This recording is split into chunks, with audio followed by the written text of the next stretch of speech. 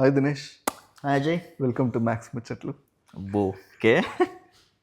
ఈరోజు మనం ఇంకో మంచి క్వశ్చన్ చూద్దాం and this is also related to continuity. Okay. So ఒక ఫంక్షన్ ఇచ్చారు and this function is given defined as X square when X less than 0 and it is equal to 1 at x is equal to 0 and it is equal to x at x greater than 0. Okay. And we have to say if the function is continuous or not at x is equal to 0. Okay. But the difference is ఇప్పటిదాకా మనం ఇంత ముందు వీడియోస్లో కూడా continuity గురించి మాట్లాడడం, but that was very naive definition, like layman definition where you say చెయ్యి లేపకుండా గీయాలి అని చెప్పేసి. But this is like with limits and all of this. So let's see how we can solve this. Yes. So as you said, ఇప్పటిదాకా మనం చేసిన వీడియోస్లో మనం ఫాలో అయిన ప్రిన్సిపల్ ఏంది అంటే, ఒకవేళ ఒక క్వశ్చన్, ఒక ఫంక్షన్ ఇచ్చి అది కంటిన్యూస్ కాదా అని అడిగితే సింపుల్గా ఆ పాయింట్ దగ్గర నువ్వు చేయి లేపకుండా కరువు వేయగలిగితే అది కంటిన్యూస్ బయ్యా. ఇది మనం ఫాలో అయినాం, మనకి ఒక 2-3 మార్క్స్ అయితే వచ్చినాయి గేట్లా. అది అది మనం ఫాలో అయితే. కానీ ఇలాంటి అప్పుడప్పుడు ఇలాంటి టెక్నికల్లీ టఫ్ కొంచెం మ్యాథమెటికల్లీ కొంచెం అంటే కూడా వస్తాయి. బట్ సి, మనము చేయి లేపకుండా కర్వ్ ఏదైతే గీసిన డెఫినేషన్ ఉందో దాన్ని కొంచెం మాడిఫై చేద్దాం. So let me put it this way. So ఒక పాయింట్ దగ్గర కంటిన్యూస్ ఎప్పుడు అంటామంటే, సపోజ్ నువ్వు లెఫ్ట్ సైడ్ నుంచి గీస్తున్నావు చెయ్యి, రైట్ సైడ్ నుంచి గీస్తున్నావు చెయ్యి, ఆ ఫంక్షన్ని. ఓకేనా?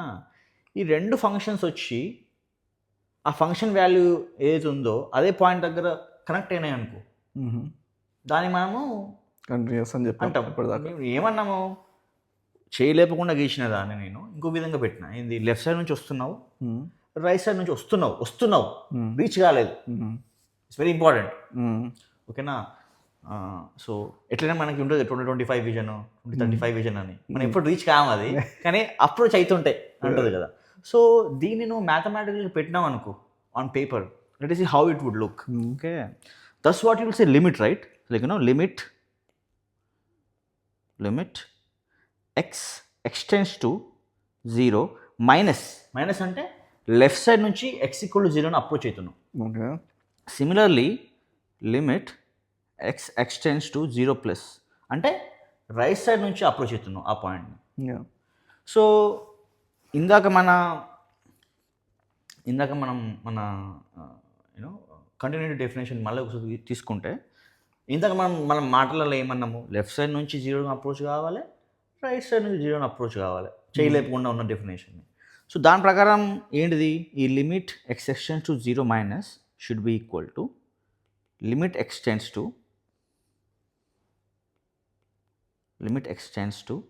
0+. Okay, and there should be equal to the function value at x = 0. So and then you can say that it is continuous. It's a continuous function. ఓకేనా? ఎందుకంటే often when you deal with real life problems, you will not have a single function. ఓకేనా? Obviously, if you do engineering and if you do research, you will deal with a lot of numerical techniques such as finite element method కానీ finite volume method కానీ. వాటిలో కొన్ని principles ఉంటాయి, సజెస్ basis functions అని అలాంటివి ఉన్నాయన్నమాట. అవి కంటిన్యూస్ ఉండవు.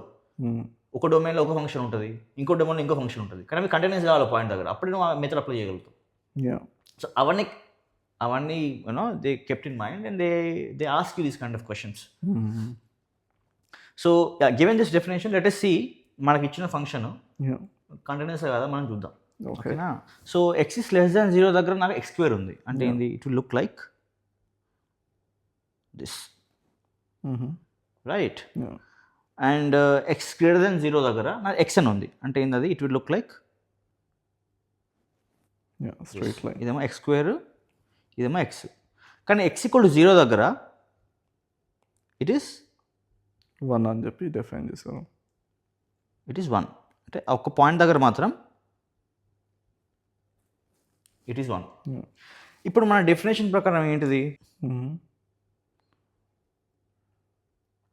ఇది x, ఇది f(x). నేను x = 0ని లెఫ్ట్ నుంచి అప్రోచ్ అవుతా అంటే మీనింగ్ ఏంది, ఫస్ట్ నేను -1 పెట్టుకుంటా. -1కి నా ఫంక్షన్ వాల్యూ ఏంటిది, x² పెట్టాలి. -1 square which is equal to 1. Yeah. నేను నెక్స్ట్ ఏం చేస్తాను అంటే -0.1 బికాస్ ఐఎమ్ అప్రోచింగ్ 0. అప్రోచ్ చేస్తున్నా అంటే మెల్లమెల్లగా తగ్గించుకుంటూ పోవాలి నెక్స్ట్ వాల్యూస్. అప్పుడు ఏముంటుంది నా వాల్యూ 0.01 అవుతుంది.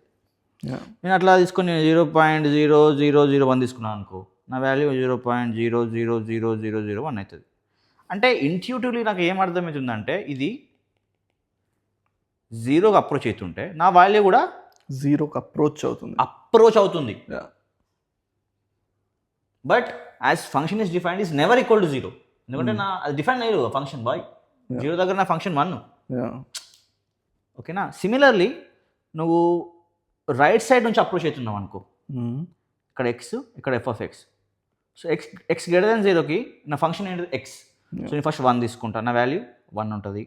నెక్స్ట్ 0.1 తీసుకున్న వాల్యూ 0.1 ఉంటుంది. 0.0001 తీసుకుంటే నా వాల్యూ 0.0001, ఎందుకంటే నా ఫంక్షన్ వాల్యూ ఎక్స్ కాబట్టి. ఓకే. సో అలానే 0కి అప్రోచ్ అవుతూ ఉంటే, సో అట్లా నేను 0కి అప్రోచ్ అవుతున్నాను అనుకో, నా ఫంక్షన్ వాల్యూ అన్నది 0 అవుతుంది. సో దీని ప్రకారం ఏంటిది, limit x extends to 0 minus is equal to limit x extends to 0 plus is equal to, అది ఈక్వల్. బట్ f(x) దగ్గర వాల్యూ ఏంటిది మనకి ఇచ్చింది 1 అని ఇచ్చారు.